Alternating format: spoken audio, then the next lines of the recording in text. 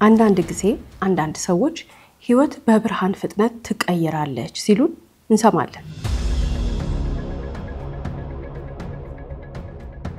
የዛን ጊዜ ምን እንሆናለን? ድንዝዝ እንላለን። በቃ ማሰብ ያቅተናል። ፍርሃት የሰው ልጅ አይምሮ በትልቁ ይቆልፋል።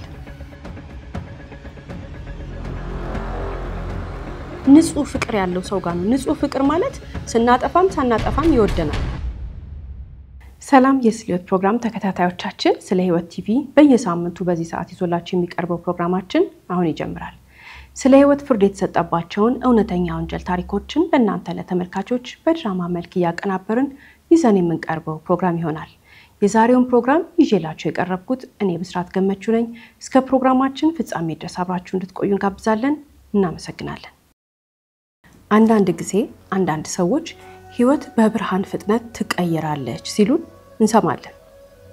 ነገር ግን በአጋጣሚ ሊሆን ይችላል፣ በአደጋ ሊሆን ይችላል፣ በተለያየ ነገር ሊሆን ይችላል። አዎ ህይወት በብርሃን ፍጥነት ሊቀየር ይችላል። ነገር ግን ከገጠመን አጋጣሚ፣ ከገጠመን አደጋ ወይም ከገጠመን ነገር በላይ ህይወታችንን ወዳልተፈለገ አቅጣጫ በፍጥነት የሚቀይረው ነገር አደጋው ወይንም አጋጣሚው ከተፈጠረ በኋላ ልናደርግ የወሰነው ነገር ነው። አንዳንድ ጊዜ ባለማስተዋል፣ በድንጋጤ፣ ችላ በማለት በተለያየ ምክንያት ሊሆን ይችላል የሆነ አይነት አስደንጋጭ አጋጣሚ የገጠማቸው ሰዎች የሚወስኑት ውሳኔ ህይወታቸውን፣ ዘመናቸውን፣ ገንብተው የመጡትን ነገር፣ የለፉበትን ነገር ሁሉ ወዳልሆነ አቅጣጫ ይቀይረዋል። ይሄ ከገጠማቸው ሰዎች መካከል አንዷ የዛሬ ባለ ታሪካችን የ26 ዓመቷ ወጣት ትህትና ናት። ትህትና ምን ገጠማት? በምን አይነት ሁኔታስ ወዳልጠበቀችው አይነት የህይወት ጎዳና ገብታ ህይወቷንና ካጠገቧ ያሉትን በሙሉ የህይወት አቅጣጫቸውን እስከ ወዲያኛው የሚያስቀይር ነገር ምን እንደተፈጠረና የመጨረሻ የታሪኳን ሂደት በዛሬ ስለ ህይወት ፕሮግራማችን ይዘንላችሁ ቀርበናል። እስከ ፕሮግራማችን ፍጻሜ ድረስ አብራችሁን ቆዩ።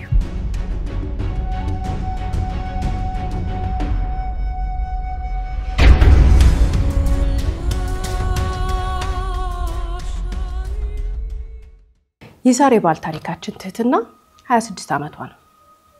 በህግ ከዩኒቨርሲቲ ተምራ ሊያውም ከመንግስት ዩኒቨርሲቲ ተምራ አጠናቃ ስትመጣ በጣም በቆንጆ ውጤት የተመረቀችው ሜዳሊያ ተሸላሚ ነበረች። ይህች ወጣት በጣም የሚያስገርመው ነገር 2 ወሯ ነው ገና ከተመረቀች ስራ እየፈለገች ነው። ብዙ ድህነት፣ ብዙ ጨለማ፣ ብዙ ያልፋሉ ያልተባሉ በቃ ይነጋል ተብሎ የማይጠበቁ አይነት ችግሮችን ከቤተሰቦቿ ጋር አሳልፋ ነው 12ኛ ክፍል የተማረችው። ከዛ በኋላ ዩኒቨርሲቲ ከገባች በኋላ እንደውም ለሷ ህይወት ቀላል ነበር። የምትጨነቀው ለምን ነበር? ማጥናት፣ መፈተን። ከዛ በፊት ግን ያደገችበት የኑሮ ሁኔታ፣ የመጣችበት ሁኔታ ሁሉ እጅግ በጣም ዘግናኝ ነበር። ሁላችንም ብንሆን እዛ ውስጥ የሚከብደን አይነት ማለት ነው። ትህትና ያለ እድሜዋ ስራ ስትሰራ፣ ያለ እድሜዋ ብዙ አይነት ችግር ስታይ፣ ቤተሰቧ ውስጥ በነበረ የኑሮ ሁኔታ ምክንያት ብዙ ስትንገላታ የነበረች ወጣት ነች። ዛሬ ግን ሙሉ ለሙሉ ተቀይራለች። አዲስ ማንነት፣ የተማረች ሴት፣ አዲስ ስብዕና፣ በጣም የሚያጓጓ ህይወት፣ ለመጪው ዘመኗ ሁሉ በደስታና በኩራት የምትኖርበት ማንነቷን ገንብታለች። በህግ ዲግሪዋን ይዛለች። አሁን ትንሽ ሰርታ ደግሞ ማስተርስ ለመቀጠል ፕላን እያደረገች ነው። ግን ከተመረቀች ገና 2 ወሯ ነው ስንል ስራ አልፈታችም። ምክንያቱም አሁን ከወልዳ ካደገችበት ከተማረችበት ሁሉ ዩኒቨርሲቲ ከሁሉ ነገር ጠቅልላ መጣ እረፍት ላይ ነች። ማንጋ እህቷ ጋር ግን ስራ እያፈላለገች ነው። እህቷ 2 ልጆች አሏት። እህቷና ባሏ ነጋዴዎች ናቸው። ስለዚህ ትህትና እነሱ ቤት የተቀመጠችበት ምክንያት አላት። አላረፈችም። ያላረፈችው እንዴት ነው? የእህቷ ልጆች ትንከባከባለች። ለምን? እህቷና የእህቷ ባል አሁን በዚህ ሰዓት እረፍት 2 ወር ሙሉ እነሱ ጋር ከቆየች በኋላ የወሰኑት አንድ ውሳኔ አለ። ነጋዴዎች ስለሆኑ ለ18 ቀን ወደ ውጭ ሀገር ሲሄዱ ትህትና ልጆቹን እንድትይዝላቸው ከነሱ ጋር እንድትሰነብት ወስነው ነው። ልጆቹ በጣም ተወዳቸዋለች፣ ትንከባከባቸዋለች፣ ታጥባቸዋለች፣ ምግብ ሰርታ ታበላቸዋለች። እነሱም በጣም ነው የሚወዷት። እንደ ሁለተኛ እናት ነው የሚያዩት። እነዚህ ልጆች እንግዲህ እናትና አባታቸው ለ18 ቀን ቻው ብለዋቸው ካክስታችሁ ጋር ቆይ ብለዋቸው ሲሄዱ በጣም ነው የተደሰቱት። ለምን? ታሞላቀቃቸዋለች፣ ታቀብጣቸዋለች ባላት አቅም ሁሉ።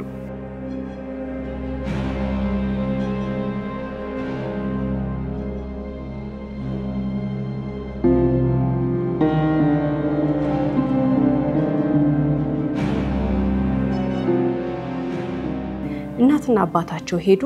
አሁን በዚህ ቤት ውስጥ እነዚህ ሁለት ህፃናት ካክስታቸው ጋር ኑሮን ቀጠሉ።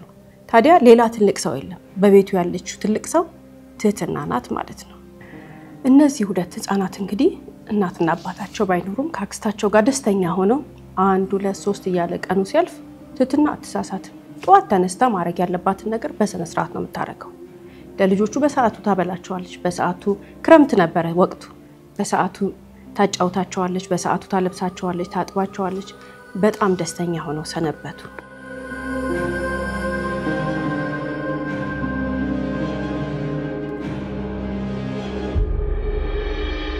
ታዲያ ሁሉ ነገር እንግዲህ ይሄ ሁሉ ደስታ የሚያስደነግጥ አጋጣሚ የተፈጠረው በ17ኛው ቀን ነው። ወላጆቻቸው እንደነገ ጠዋት ሊገቡ ዛሬ ላይ ማለት ነው። እንግዲህ እዚህ ጋር ስንመለከት ያ ማለት ምንድነው 16 ቀናቶችን በፍቅር አሳልፈዋል።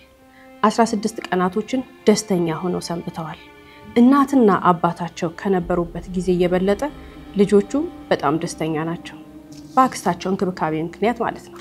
ከዚህ በኋላ ትህትና ያደረገችው ነገር ምንድነው? ነገ ወላጆቻቸው ሲለሚመጡ ወንዱን ልጅ ጸጉሩን ራሷ በመቀስ ቆረጠችው።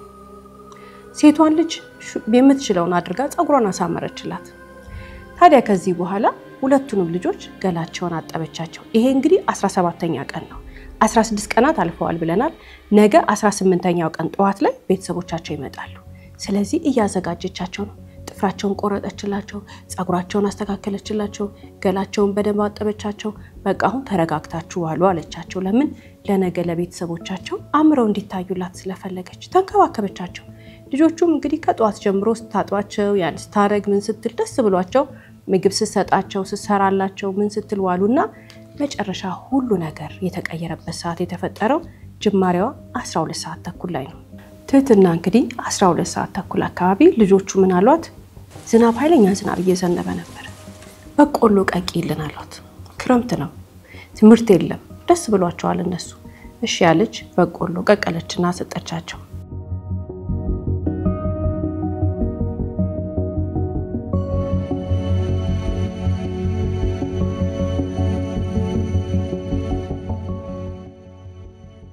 እሱን ደግሞ ሰጣቸው። በረደን አሏት። እሺ ያለችና በቆሎ የቀቀለችበትን ከሰል በማንደጃ ያለውን አምጥታ ቁጭ አረገችላቸው። ለምን? እንዲሞቃቸው። በረደን ሲላሏት ወደ ሙቀት የሚሰጣቸው ነገር ስለፈለገች ልትጠቅማቸው ነው አይደል? ነገር ግን ያ ከሰል እዛ ጋር የሚያሞቃቸው ተቀይሮ ወደ ጉዳት እስከሚያደርስባቸው ሰዓት ድረስ ነበረ የከሰሉ ጥቅም። በፍጹም አልገመተችም። አስቀመጠችላቸው። ከዛ ምን አለቻቸው? እራት ስለምሰራ እንዳትረብሹ አለቻቸው። ከፈለጋችሁ ጨምረላችኋለሁ በቆሎ አለቻቸው። አይ ይሄ በቃናል አሏት። የቀቀለችላቸውን እየበሉ እየተጫወቱ አርፋችሁ ተቀመጡ አለቻቸው። ለምን? ህፃናት ያስቸግራሉ። እሺ አሉ፣ ተስማሙ። እሷ ወዴት ሄደች? እራት ልትሰራላቸው፣ ወተት ልታፈላላቸው፣ ገላዋንም ታጥባ ሁሉ ነገር ጨራርሳ ልትመጣ። ትህትና አሁን 12 ሰዓት ተኩል አልፏል ብለናል። እራት ግን አልሰራችም። ስለዚህ ቶሎ ቶሎ ብላ እራት እየሰራች ነው። ግን ልጆቹን በቆሎ ስለሰጠቻቸው ትንሽ እንዲርባቸው ስለፈለገች ወይንም ደግሞ ሰዓቱ እንዲሄድላት ስለፈለገች ስልክ እያወራች ነበር የምትሰራው። ስልክ እያወራች ስትሰራ ሁለት ጓደኞቿን አናግራለች። ሁለቱን ጓደኞቿን ያናገረቻቸው የነገረቻቸው ነገር አለ። እንደዚህ አርጌ ከልጆቹ ጋር ውዬ ይሄን ስንጫወት ምናምን ብላ በፍቅር ነው ያስረዳቻቸው ለሁለቱም ጓደኞቿ። አንደኛዋ ስትዘጋ ከአንደኛዋ ጋር አወራች። ታዲያ በዚህ ሰዓት ምንድነው የሆነው? እራት ሰርታ ጨረሰች። እራት ሰርታ ከጨረሰች በኋላ ሄዳ ገላዋን ታጠበችና ተመልሳ መጣ። ግን አንድ ላይ ልትወስድላቸው ስለፈለገች ወተት ጣደች። ወተቱ ፈላ።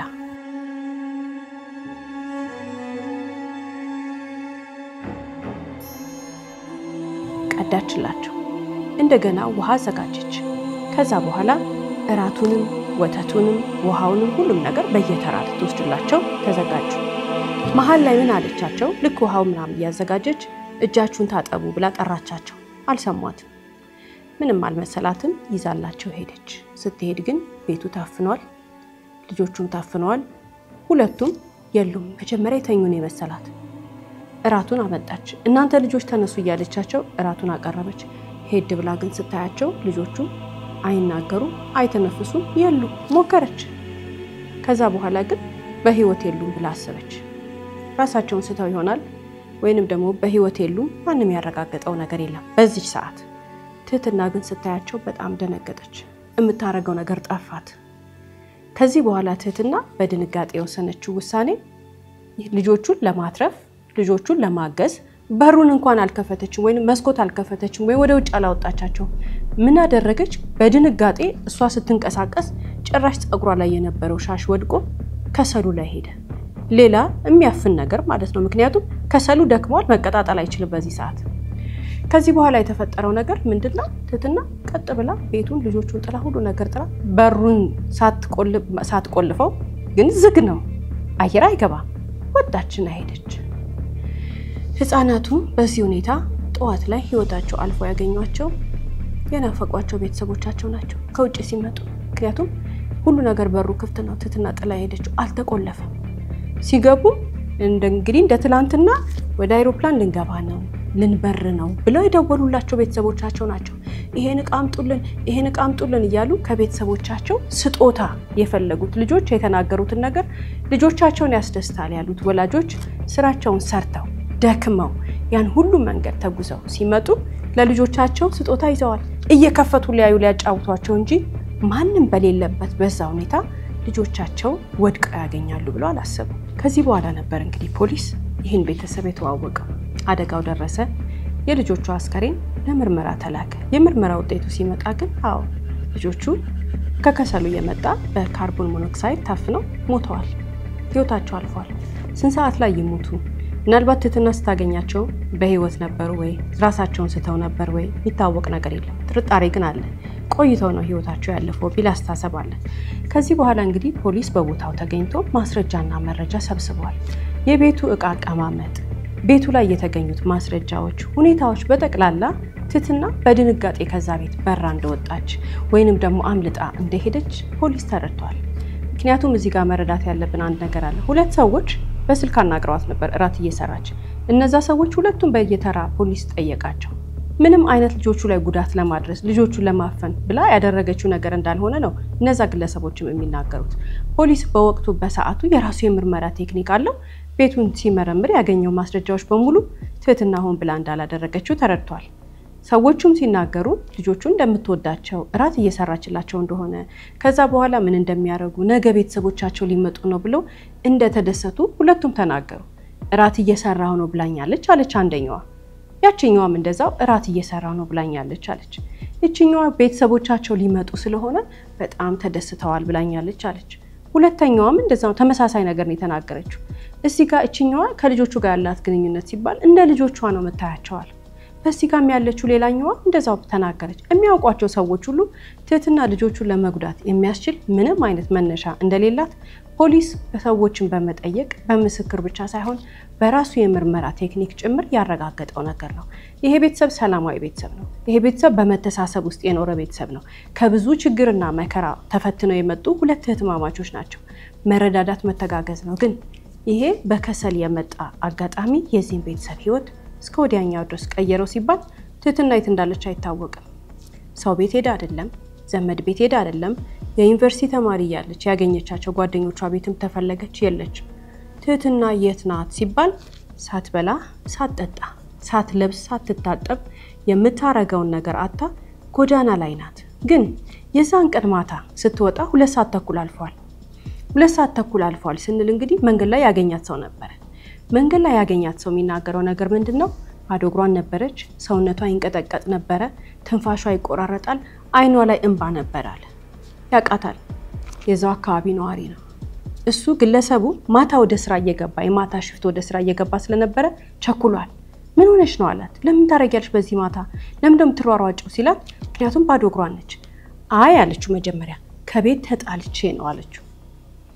ከቤት ተጣልቼ ነው አለችውና እንዴ ታዲያ ወዴት እየሄድሽ ነው ሲላት ዕቃ ላመጣ ተልኬ። አሁን ከቤት ተጣልቼ ነው አልሽኝ፣ እንደገና አሁን መልሰሽ ደግሞ ዕቃ ላመጣ ነው ተልኬ ነው የምትይኝ፣ የት ልትሄጂ ነው ሲላት ዕቃ አምጪ ተብዬ አልሄድም ስላልኳቸው ለዛ ነው ግጭቱ የተፈጠረው አለችው። ለምን እልህኛ ትሆኛለሽ ብሎ መከራት እንደው አረጋጋት። እሺ ብዬ መጣሁኝ እኮ እኔም አለችው። ከዛስ እሺ ብዬ መጣሁ ስላለችው እሷ እዚህ ጋር ነው ስትለው ሂጂ አላት። እሱ ተረኛ ሰራተኛ ስለሆነ እየተቻኮለ ነበር ወደ ስራ ለሚሄድ ተለያዩ። ይሄ ሰው ለፖሊስ ተናግሯል። ትትና በዛ ሰዓት ባዶ እግሯን ነች። የለበሰችው ልብስ የቤት ልብስ ነው። ገላዋን ታጥባ የለበሰችው ነው። የያዘችው ብር የለም፣ ሳንቲም የለም። ስልኳን ቤት ጥላን የወጣችው ግን ጎዳና ላይ ሰነበተችው። በጣም በሚያሳዝን ሁኔታ እንግዲህ ፖሊስ በራሱ አሁንም የምርመራ ቴክኒክ አለው ትትናን አገኛት። ስትገኝ የተገኘችበት ሁኔታ በጣም ያሳዝናል።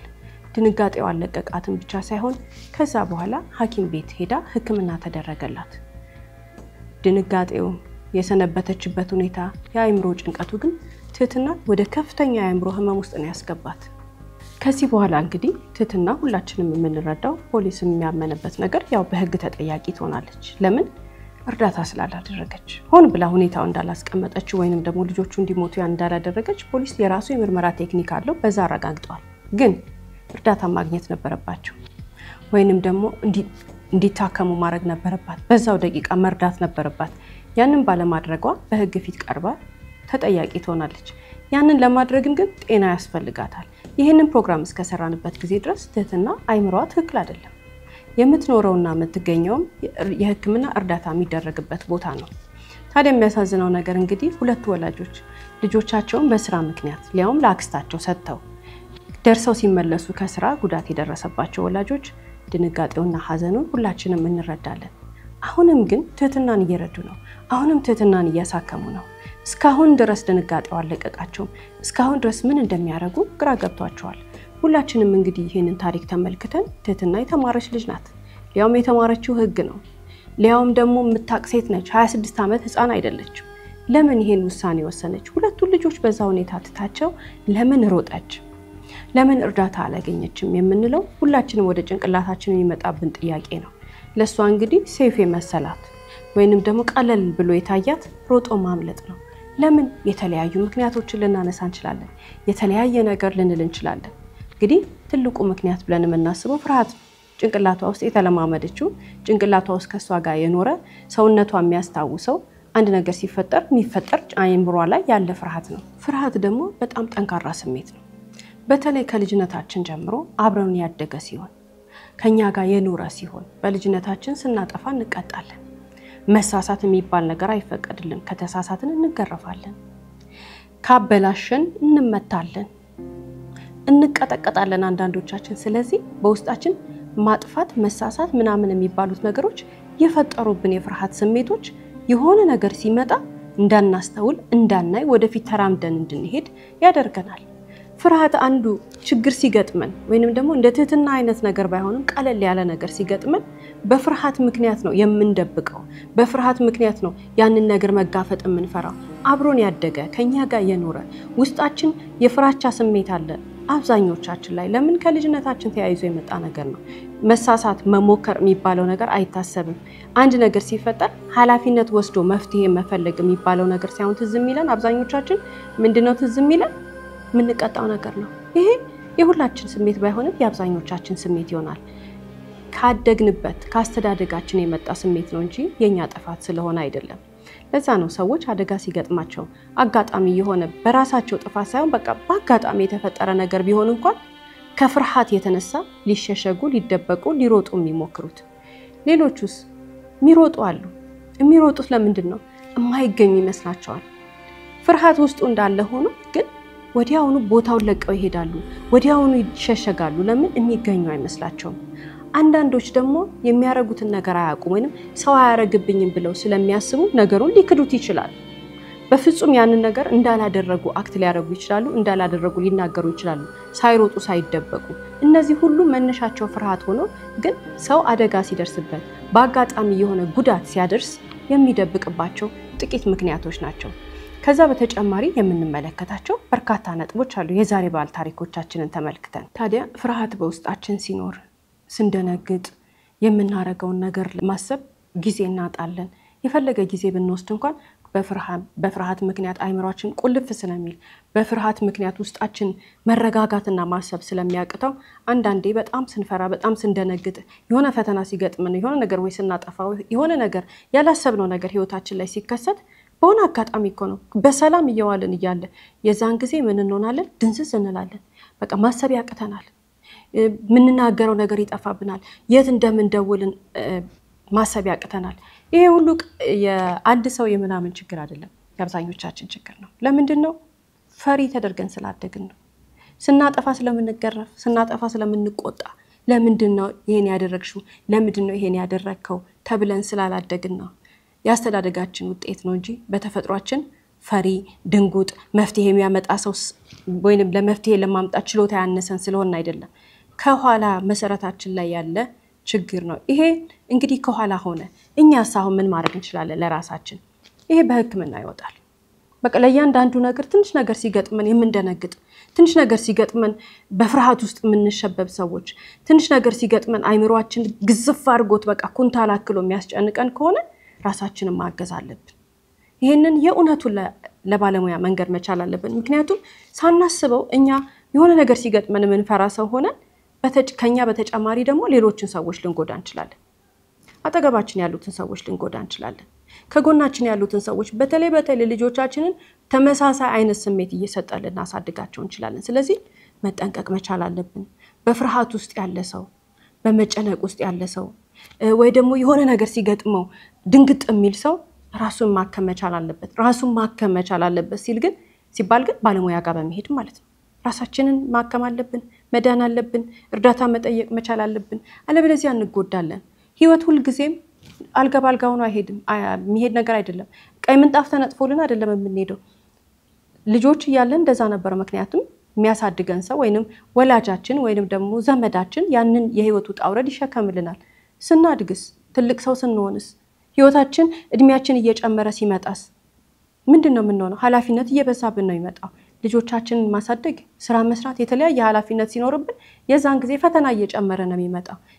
ድን ያለ አቋም ቁርጥ ያለ አቋም ምንም ነገር የማይፈራ አቋም የሚኖረን ራሳችን ላይ ስንሰራ ነው ባለሙያ ጋር ሄደን ስንታከም ነው በእድሜ ትልቅ ሰዎች ሆነው ለትንሽ ነገር ቡጅ ብለው ሲፈሩና ሲደነግጡ አይተን እናቃለን አይደል ይሄ የነሱ ጥፋት አይደለም ያ ሰው ፈሪ ስለሆነ አይደለም የሚያረጉት ነገር አቅቷቸው ሲንቀጠቀጡና ያለን ሁላችንም እዛው ስለኖር እንችላለን እያንዳንዳችን በዛው ስለንቀመጥ እንችላለን ግን ከኋላ ይመጣል የኛ ጥፋት አይደለም ከኋላ ለምን ተብለን ሳይሆን የምንጠየቀው የሆነ ነገር ስናጠፋ እንቀጠቀጣለን እንመታለን ትምርት ቤት ውስጥም ሊሆን ይችላል ትምርት ቤት ውስጥ እኮ እስኪብርቶ ረሳው ብሎ ከተመታ ተማሪ በጣም ብዙ አለ እስኪብርቶ ስለረሳ እኔ አንዷ ነኝ በደም ተመትቼ ተገርፌ አቃል እስኪብርቶ ቤት ረስቼ ስለመጣው በእኛ ጊዜ እንደዛ ነበር እኔ ተማሪ ያለው እስኪብርቶ ረስቶ መምጣት ያስገርፋል ይሄ እንግዲህ ምንድነው ለዚህ የሚሰጠው ማብራሪያ ምን አይነት ጀስቲፊኬሽን አለ የለም ተማሪ ልጅ እስኪብርቶ አይደለም ደብተሩንም ምኑንም ረስቶ ሊመጣ ይችላል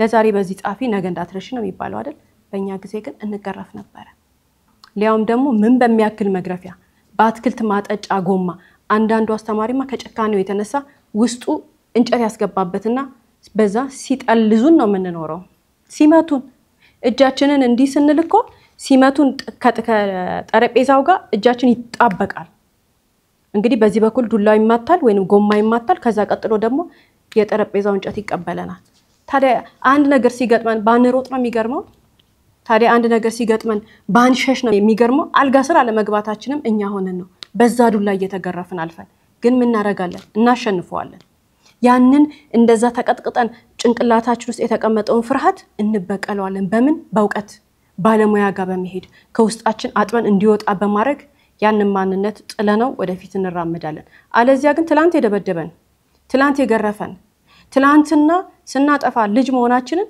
አትሳቁ ወይንም ደግሞ አትጫውቱ አይደለም እኮ ትንሽ ጥፋት ስናጠፋ የገረፈን ሁሉ አይምሮአችን ውስጥ ሆኖ እየኖረ ነው ከኛ ጋር ትላንትን ብቻ አይደለም የገረፈን ያሰው ዛሬም ነገም እንዳያረገው ጥንቃቄ ማድረግ መቻል አለብን ከውስጣችን ያንን የፍርሃት ስሜት ቆርጠን ማውጣት መቻል አለብን እንደዚህ አይነት ነገር ሲሆን ራሳችንን ረዳን አከምን ማለት ነው ሌላው እንግዲህ ልንል የምንፈልገው ነጥብ ምንድነው ፍርሃት የሰው ልጅ አይምሮ በትልቁ ይቆልፋል ማንኛውም አይነት ፈተና ሲገጥመን ማንኛውም አይነት አጋጣሚ ሰው ላይ ጉዳት ልናደርስ እንችላለን እኛም ልንጎዳ እንችላለን ሆን ብለን አይደለም እኮ በአጋጣሚ ነው ሳናስበው ልክ እንደ ዛሬ ባልታሪካችን ባልጠበቅነው ሁኔታ ጊዜና ሰዓት በሆነች ሰከንድ ውስጥ የሆነች አይነት ነገር ልንፈጽም እንችላለን ወንጀል ሊሆን ይችላል ጥፋት ሊሆን ይችላል ሆን ብለን አይደለም እናረጋው ፍርሃት ግን ያንን ነገር መፍትሄ እንድናገኝ ሳይሆን የሚያደርገን ቀጥሎ የምናደርገው ነገር ውስጣችን በጣም በፍርሃት ከተሞላ ውስጣችን በጣም በፍርሃት ከተያዘ ከዚህ ቀጥሎ የምናደርገው ነገር ምንድነው ያንን ጉዳት ያንን ያጠፋነውን ጥፋት ያንን ሳናስበው የገባንበትን ነገር የበለጠ እንዲጎዳን የሚያባብሰው ተግባር እንድንፈጽም ያደርገናል ስለዚህ በደነገጥን ሰዓት ያላሰብነው ነገር በገጠመን ሰዓት ስሜታችንን መቆጣጠር አለብን ምክንያቱም ፍርሃት በጣም ትልቅ የሰው ልጅ የሚጎዳ በውስጣችን ግን ብዙዎቻችን አብሮን የሚኖር ከፍተኛ ጉዳት ያለው ስሜት ነው ሌላው ሰዎች ያልተጠበቀ ነገር ሲገጥማቸው አደጋ ሲገጥማቸው ወይንም ደግሞ ባላሰቡት ሁኔታ ሰውንም ራሳቸውንም ንብረት ላይም ጉዳት ሲያደርሱ ያፍራሉ የሚያፍሩት ለምንድነው ይወቅሱኛል ብለው ስለሚያስቡ ወይንም ደግሞ የምናፍረው ለምንድነው ወቀሳን ፍራቻ ትችትን ፍራቻ ከዛ በተጨማሪ ደግሞ ለምን ይሄን ታደርጋለህ ብሎ የማሳነስ ወይንም ደግሞ ለዛ ነገር ኃላፊነት የጎደለው ሰው ኃላፊነት የጎደላት ሰው መባልን ፍራቻ ትችትን ፍራቻ መጠላትን ፍራቻ መገለልን ፍራቻ ሰው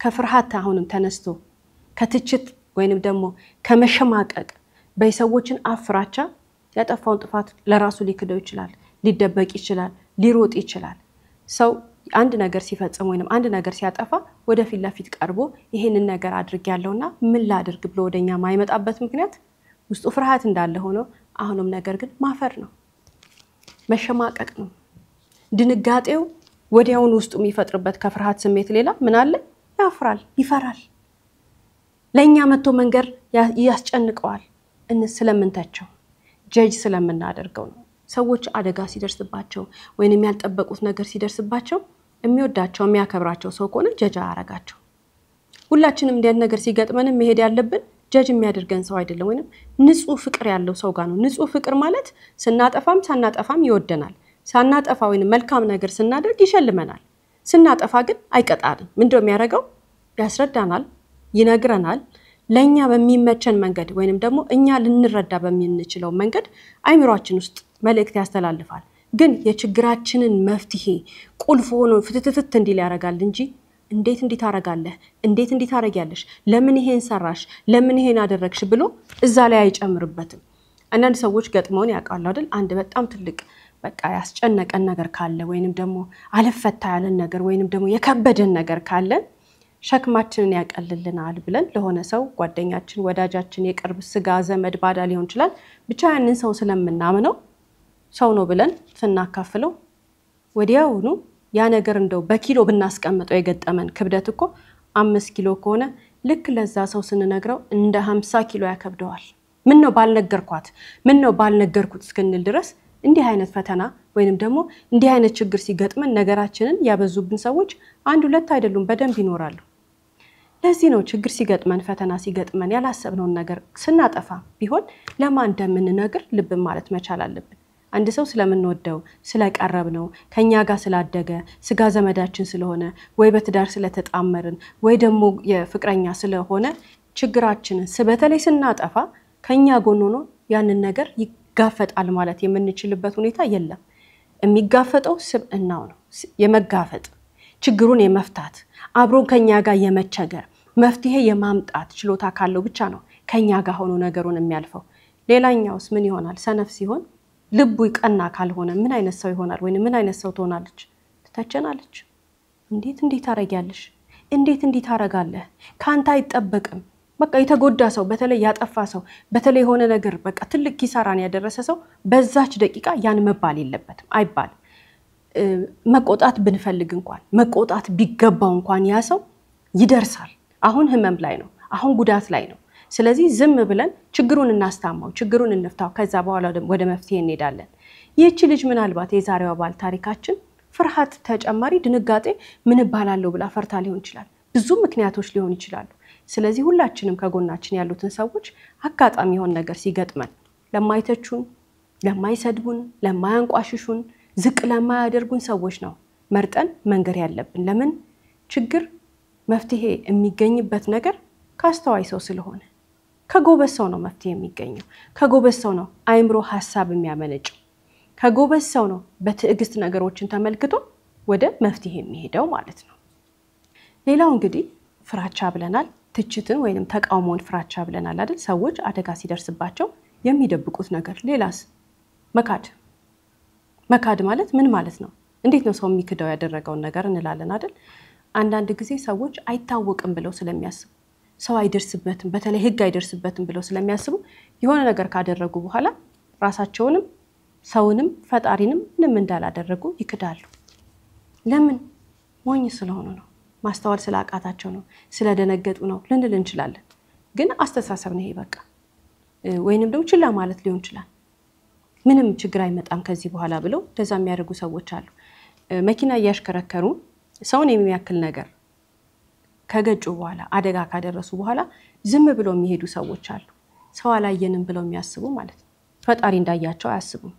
ወይንም ደግሞ ያ ሰው ተጠግተው ሄደው እንግዲህ አንድ ጊዜ በመኪና የተመታ ሰው ቢያንስ እርዳታ ይደረግለታል፣ ሆስፒታል ይወሰዳል፣ ህይወቱ እንዲተርፍ ይደረጋል አይደል? እነሱ ግን በብርሃን ፍጥነት ላጥ ብለው ይሄዳሉ።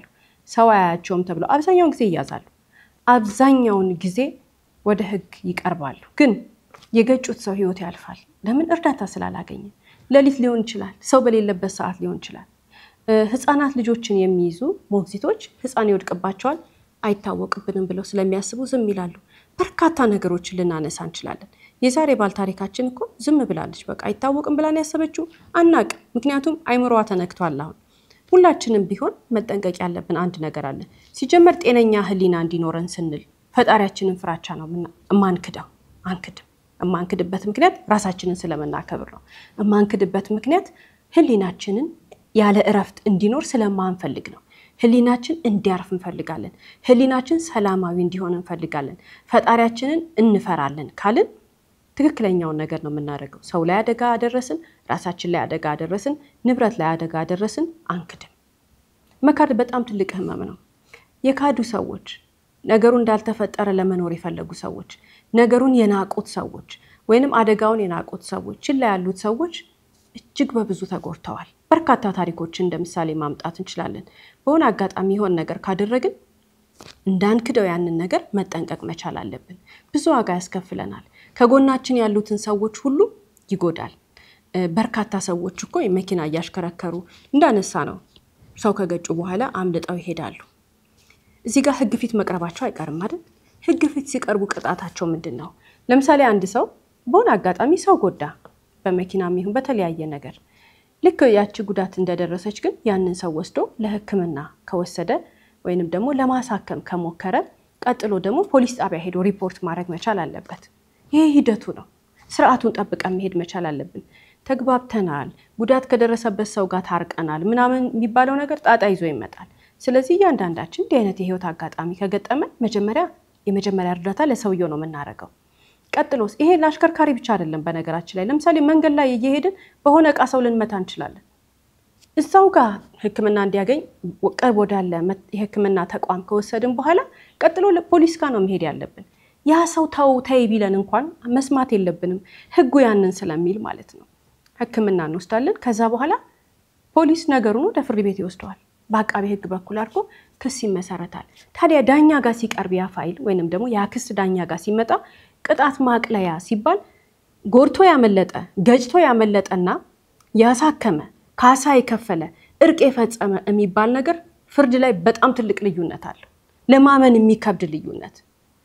እንዳንሞኝ፣ እንዳንሳሳት፣ ሰው እንዳያሳስተን፣ ድንጋጤ እንዳያሳስተን መጠንቀቅ መቻል አለብን። እንዲህ አይነት ነገር ሲገጥም ይሄ አገር ውስጥም በውጭም ሀገር የትም አፍሪካ ይሁን አሜሪካ ይሁን ዩሮፕ ይሁን የትም ይሁን ኤዥያም ይሁን የትም ይሁን ይሄንን ነገር ማድረግ መቻል አለብን። እንዴ ታዲያ ውጭ ሀገር እኮ ካሜራ አለ፣ ውጭ ሀገር ህግ አለ፣ ውጭ ሀገር እንደዚህ አለ ላንታይ እንችላለን። ስለዚህ ለሁላችንም የሚጠቅመን ነገር ያደረግነውን ነገር ሳንክድ፣ መጀመሪያ ራሳችንን ሳንክድ፣ ፈጣሪንም ሳንክድ፣ ህግንም ሳንክድ ሁላችንም ወደ ህግ ሄደን የሚመጣውን ነገር መቀበል ይሻለናል። ለምን? አንዳንድ ሰዎች ህግን ፍራቻ ነው ይሄንን የሚያደርጉት፣ ወይንም ደግሞ ህግን ፍራቻ ነው የሚደበቁት። በህግ ተጠያቂ ላለመሆን ነው። ህግ ይደርስበታል። አደጋን ወይንም ደግሞ ሆን ብለን ያላደረግነውን ነገር መቼም ሁላችንም ከቤት ስንወጣ ወይንም ጧት ተነስተን የሆነ ቦታ ስንሄድ ሆን ብለን የምናረጋው ነገር የለም። አደጋ ነው በቃ። ፈጣሪን ነው ከዛ ይጠብቀን ብለን የምንጠይቀው። ግን አንዳንዴ እሳት አደጋ ሊሆን ይችላል። እኛ ሳናስበው የተነሳብን እሳት አደጋ ሊሆን ይችላል። አንዳንድ ጊዜ ሰውን መጉዳት ሊሆን ይችላል፣ ንብረት ማጉደል ሊሆን ይችላል፣ የተለያየ አደጋ ሊደርስ ይችላል። ሆን ብለን ያላደረግነውን ነገር ግን ተረጋግተን መፍትሄ ስንፈልግ የመጀመሪያው ማድረግ ያለብን ሰው ከሆነ እናሳክማለን ወይንም ወደ ህግ ተቋም እንወስዳለን ከዛ ቀጥሎ እንጂ በምንም ተአምር መደበቅ የሚባለውን ነገር ማድረግ የለብንም ለህግ ቀርበን በተናገረን ቁጥር ተጠቃሚ ነን ህጉም ያግዘናል እንጂ አይጎዳንም ተጠያቂ ከሆነን ተጠያቂ በመንሆንበት ነገር እንቀጣለን ግን ለመደበቅ ምንሞክር ለመሸሸግ ምንሞክር ከሆነ ከላይ እንዳየነው ዳኛ ፊት ያለው ቅጣት በጣም የተለያየ ነው የተናገረና የደበቀ ሙሉ ለሙሉ እጅግ በጣም የተለያየ ነገር ነው ያለው ማንነታችንን ይገልጻል ራሳችንን ለህግ አሳልፈን ስንሰጥ እዚህ ጋር እንዲህ አይነት አደጋ ተፈጥሯል የተጎጂውን ይሄን አድርግ ያለው ነገር ግን ፖሊስ ማወቅ አለበት ብለን ራሳችን ሄደን የሆነውን ነገር ለፖሊስ ስንናገር በህግ አይን በጣም ትልቅ ዋጋ አለው የምንቀጣውን ቅጣት ያቀልልናል ብቻ አይደለም በብዙ በመልካም የሆነ መነጽር ዳኛ እንዲያየው ያደርግልናል ህጉ እንዲያየው ያደርግልናል ስለዚህ ማስተዋል መቻል አለብን ከዛ በተጨማሪ እንግዲህ አንዳንድ ሰው ደግሞ በድንጋጤ በፍርሃት ትችትን ፍራቻ ህግን ፍራቻ ብለናል አይደል ግን በትዕቢት ምንም አይመጣም የት ይደርሳል ምን ይመጣል ብለው የሚደብቁ ሰዎች አሉ ማን ነው እናሱ ምን ሊያመጣ ብለው ሰው ጎርተው ንብረት ጎርተው ህግን ተላልፈው ፈጣሪና ከደው ምን ያመጣል ብለው የሚተብቱ ሰዎች አሉ ከትዕቢት በመነሳት የዛሬ ባል ታሪካችን እንደዛ አይነት ሰው አይደለችም የሷ ድንጋጤ ነው ፍርሃት ነው ያይምሮዋን እስከምትታመም ድረስ ነው ግን አንዳንድ ሰዎች ችላ ብለው በቃ ምን ይመጣል ብለው በትዕቢት ይሄዳሉ በመታበይ የፈጣሪ ቃል እንግዲህ ትዕቢት ውርደትን ታስከትላለች ነው ልክ ስንተብት ልክ የሆነ የመታበይ ባህሪ ሲኖረን ትዕቢተኛ ሆነን ስንናገር ከዛ ቀጥሎ በተግባር ደግሞ የሆነ ነገር ስናደርግ እርግጠኛ መሆን ያለብን ነገር ከትዕቢቱ ቀጥሎ ከኋላችን ምን አለ ውርደት አለ ይላል የፈጣሪ ቃል በተቻለን መጠን እንዳንተብት እንዳንታበይ ተገቢ ያልሆነ ነገር እንዳናደርግ ራሳችንን መቆጣጠር መቻል አለብን ይሄን የምናደርገው ለራሳችን ነው ለምን ውርደት እንዳይከተለን ትዕቢት በጣም ሰውን ያዋርዳል ትዕቢት በጣም ሰውን ካለበት ቦታ ወደ ታች ቁልቁለት ይጥላል መታበይ ክፉ ነገር ነው ትዕቢት በጣም መጥፎ ነገር ነው አደጋን የሚያክል ነገር አድርሶ በትዕቢት ንቆ መሄድ ማለት በቃ አለቀ መጨረሻውን ያሰው ስለዚህ በትዕቢት ምክንያት አደጋን ካደረስን በኋላ ጥለን መሄድ መናቅ መናገር የሚባሉት ነገር የኛ ባህሪ እንዳይሆኑ መጠንቀቅ አለብን ሰዎች ያንን ሲያደርጉ ስናይ በተለይ ምን ወዳቸው ሰዎች ምን አቀርባቸው የኛ የሆኑ ሰዎች ይሄንን ሲያደርጉ ስናያቸው ዝም ብለን መሄድ የለብንም አይሱ እኮ ባህሪው ነው ይባላል በእኛ በልማድ አይሱ እኮ ባህሪዋ ነው ልቧ እኮ ጥሩ ነው እንዶ በቃ እንደዚህ ሆና ነው ሲተብት ካየነው ሰው አጥፍቶ የሚተብት ከሆነ በትዕቢት የሆነ ነገር የሚያደርግ ከሆነ ማገዝ ነው ያለብን ይሄ የስነ ልቦና የምክር አገልግሎት ያስፈልጋል ሐኪም ጋር ሄዶ መታየት አለበት ትልቅ ህመም ነው ትክክል አይደለም በመንፈሳዊም ህይወት ብናየው በዓለማዊም ህይወት ብናየው መልካም ነገር አይደለም እጅግ በጣም ይጎዳል ማንን ራሱ ትዕቢተኛውን ሰው ራሱ ትዕቢት የተወጠረውን ሰው ስለሚጎዳው ይሄንን ልብ ማለት መቻል አለብን ሩቅ አይደለም እኮ ትዕቢተኛ ሰው ዞር ብንል ከቀኝ ከግራ አጠገባችን እናያለን አጠገባችን እናገኛለን የአይምሮ አስተሳሰብ መጥበብም ነው ከአይምሮ ትንሽነት የሚመጣ ነው ከውቀት ማነስ የሚመጣ ነው እኔ ብቻ ከኔ በስተቀር የለም ብሎ የሚያስብ ሰው የሚያስበው ሐሳብ ነው ይሄንን ነገር ማስቆም የምንችለው አጠገባችን ያሉትን ሰዎች በመምከር ውስጣቸው እንዲበስል በማድረግ ኢሞሽናል ማቹሪቲያቸው ከፍ እንዲል የምናደርገው ዕውቀት በማስጨበጥ ነው ይሄ ግን መጀመሪያ ከስር መታረም ያለበት በምንድነው በባለሙያ ነው ለምን ትዕቢት ከስር ጀምሮ እያደገ የሚመጣ ውስጣችን እየበቀለ የመጣ መርዝ ነው እንጂ ትዕቢት በአንድ ቀን መጣ ነገር አይደለም ትህትና ያለው ሰው የፈለገበት ቦታ ቢደርስ የፈለገ ነገር ቢያደርግ ሁሌም ትሁት ነው ትዕቢትና መብትን ማስከበር ለይቶ ማየት ደግሞ ያስፈልጋል ሁሉ ሰው መብቱን ያስከበረ የተናገረ ትዕቢተኛ አይደለም ትዕቢተኛ ማለት እናውቀዋለን ይገባናል ፈጣሪንም አይፈራም ፈጣሪንም አያውቅም ሲፈጥረው ትዕቢት ያለበት ሰው ወይንም ሲፈጥራት ትዕቢት ያለባት ሰው ማለት ህግና አያውቅም ፈጣሪና አያውቅም እውነትና ውሸትን ለይቶ አያውቅም የሚያውቀው እሱ የሚፈልገው ብቻ ነው እንደ ውሸታም ሰው ማለት ነው ስለዚህ እንደነዚህ አይነት ሰዎች ስናገኝ በትክክል ማድረግ ያለብን አንድ ትልቁ ነገር ምንድነው ማንነታቸውን እንዲቀይሩ ባለሙያ ጋር መውሰድ ነው እዚህ ጋር እንግዲህ የዛሬ ባል ታሪካችንን ተመልክተን ሌላ የምናነሳው ሐሳብ ምንድነው ሁላችንም እንደዚህ አይነት ስህተት ልንሰራ እንችላለን ወይንም ደግሞ ባላሰብነው አጋጣሚ አደጋ ልናደርስ እንችላለን ሰው ላይ የትኛው መሆን ነው የምንፈልገው የትኛውን ሰው ነው መሆን ያለብንስ የትኛውን ሰው ብንሆን ነው እኛ የተረጋጋውን ሰው ነው በድንጋጤ ውስጥ ያለውን ሰው በፍርሃት ውስጥ ያለውን ሰው ትችትን የሚፈራውን ሰው የሚክደውን ሰው ወይም የሚተብታውን ሰው ነው ወይንስ ተረጋግቶ ነገሮችን መፍትሄ የሚፈልግ ሰው ነው ስንል ሁላችንም የምንፈልገው በመረጋጋት በማስተዋል የሚራመደውን ሰው ነው መሆን የምንፈልገው ታዲያ የተረጋጉ ሰዎች ምንም አይነት ነገር ሲመጣ ራሳቸውን ሰብሰብ አድርገው ሳይደነግጡ ወደ መፍትሄ የሚሄዱ ሰዎች አስተዋይ ሰዎች ብልጥ ሰዎች ናቸው በጣም ኢሞሽናሊ ማቹር አድርገዋል እንደነዚህ አይነት ሰዎች ያለ ምክንያት አይደለም ይሄ ውስጣቸው የሚመጣው ብዙ ራሳቸው ላይ ስለሰሩ ነው ብዙ ራሳቸውን ስላሳደጉ ነው ብዙ ስለበሰሉ ነው እንደነዚህ አይነት ሰዎች የሚያደርጉት ነገር አይክዱም ደንግጠዋል ውስጣቸው ያዝናል ግን ቀጥታ የሚሄዱት ወደ መፍትሄ ነው ወደ መፍትሄ መሄድ መፍትሄ መፈለግ ወደ ህግ መሄድ ወደ ህክምና ተቋም መሄድ ማሳወቅ ወዳለባቸው ተቋም የሚያሳውቁበት ምክንያት ለምንድነው ስለተረጋጉ ነው መረጋጋት ከውቀት የሚመጣ ነገር ነው ራስ ላይ ከመስራት የሚመጣ ነገር ነው ራሳችን ላይ መስራት ብዙ ያርግዘናል በእንደነዚህ አይነት ሰዓት የምናሳድጋቸው ልጆች የተረጋጉ እንዲሆኑ በብስለት ህይወታቸውን እንዲመሩ ያደርጋቸዋል ታዲያ ያልጠበቅነው ነገር ባልጠበቅነው ጊዜ ሲደርስብን የምንረጋጋና ነገሮችን የምናስተውል ሰዎች ስንሆን እንግዲህ ትልቁ ነገር ራሳችን ላይ መስራት ነው ስንል ሌላው ደግሞ ትልቁ ጥቅሙ ምንድነው አንድ ነገር ሲመጣ አንድ የህይወታችን ላይ አንድ ፈተና ሲገጥመን አንድ የሆነ ነገር ባላሰብነው ቀንና ሰዓት ከኛው ኮንትሮል ውጪ ሆኖ ከኛ ተግባር ውጪ ሆኖ እኛም ባናደርገው በሆነ በሌላ ሰው አማካኝነት ሊሆን ይችላል ብቻ የሆነ ነገር ይገጥመናል የሆነ ፈተና ያ ነገር ሲመጣ ልክ እስካሁን ድረስ የተመለከትነው እኛ ልናደርስ የምንችለው ነው አይደል ሰውም ሊያደርስብን ይችላል ላንታመም ላንወድቅ ላንጎዳ እንችላለን ግን ህይወታችን ላይ በሰው ምክንያት የሆነ አይነት ፈተና ሊገጥመን ይችላል የዛም ጊዜ ይጠቅመናል ራሳችን ላይ መስራት ነገራችንን ሰብሰብ አድርገን የከሰርነው የተበላሸብን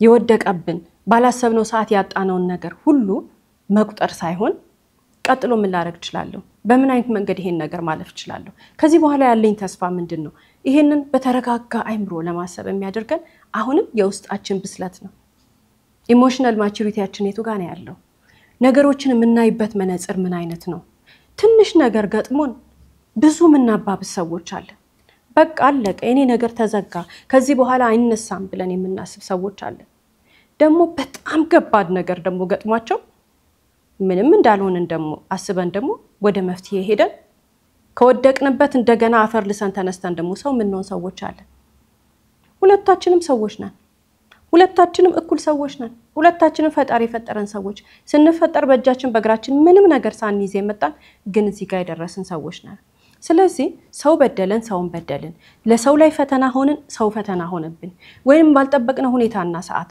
አገራዊም ሊሆን ይችላል ወይም ከፈጣሪ የመጣ ሊሆን ይችላል እሳተ ገሞራና ጎርፍ መሬት መንቀጥቀጥ ምናምን የትኛውም ነገር ይሁን በህይወታችን ፈተና ሲመጣ የመጀመሪያው ነገር እርግጥ ብለን የሚመጣውን ነገር ማየት ማስተዋል መረጋጋት የምንችለው ጠንካራ መንፈሳዊ ህይወትና ኢሞሽናል ማቹሪቲያችን ደግሞ ትልቅ ሲሆን ነው አይምሮአችን ላይ መስራት ዕውቀታችን ላይ መስራት ነው እርግጥ ያለ ሰው ነገሮችን በማስተዋል የሚመለከት ሰው የውጭን ቻቻታ ችላ ይላል ሁሉ ሰው እኮ አንድ ነገር ተፈጥሮ 9 ሰዎች ቢኖሩ ዛጋ ወይንም ደግሞ 10 ሰዎች ቢኖሩና 9ኙ ሚል ሰው አንድ ማስተዋል የቻለ አንድ መረጋጋት የቻለ ሰው ከመሐከላቸው ካለ እነዛን ሚሉትን ሰዎች ሁሉ ያረጋጋል እድለኛና ጎበዝ ሰው ነው ያ ሰው ጠንካራ ሰው ነው ራሱ ላይ የሰራ ሰው ነው ብዙ ሰዎች ተሰብስበው አንዱ መፍትሄ ያመጣም ወይንም ደግሞ መፍትሄ ሳያመጡ ሊኖሩ ይችላሉ ምሳሌ ያልናቸው 9 ሰዎች ማለት ነው